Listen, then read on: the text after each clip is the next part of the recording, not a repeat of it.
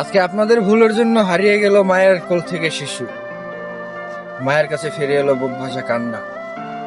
মা অপেক্ষা ছিল 10 মিনিট পরেই ফিরবো আমার শিশু আমার কোলে, কিন্তু তার কাছে ফিরলো পুরা ইউনিফর্ম আর নিথর দেহ। হয়তোবা অনেক মা ফিরে পেল না তার শিশুর নিথর দেহটাও, গলে পুরে কয়লা হয়ে গেল সেই শিশুটা। এই নিষ্পাপ ফুলগুলো বাগান থেকে ঝরে পড়ার জন্য সম্পূর্ণ দায়ী আপনারা। কারণ আপনাদের কারণেই এতগুলো মানুষ আজকে পুরে কয়লা হয়ে গেল।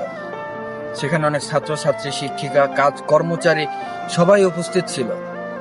শুধুমাত্র আপনাদের কারণে এই মানুষগুলো মারা গেল। বাংলাদেশে জায়গার কোনো অভাব নাই। আপনারা চাইলে এই বিমানের প্রশিক্ষণটা দিতে পারতেন খোলা জমিনের উপরেও, কিন্তু তা না করে আপনারা দিয়েছেন জনবসতির উপর। এদিকে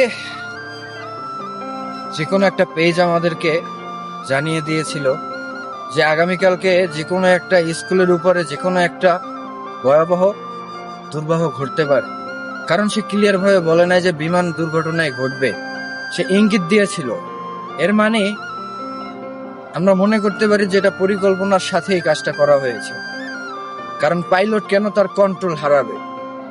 ইম্পসিবল। আর কন্ট্রোলটা কেন স্কুলের জায়গায় এসে হারাবে? এটা আমাদের আপনাদের কাছে প্রশ্ন।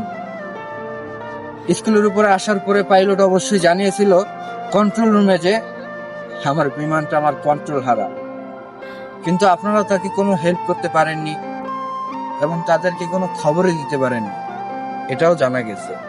তো এগুলোর মাধ্যমে বোঝা যায় যে আসলে আমাদের দেশে দুর্নীতি এখনো কমে নাই।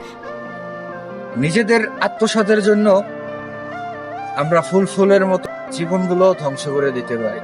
আমরা মানুষ হব কবে? আমরা মানুষ রূপে জানোয়ার, মানুষ হতে পারি।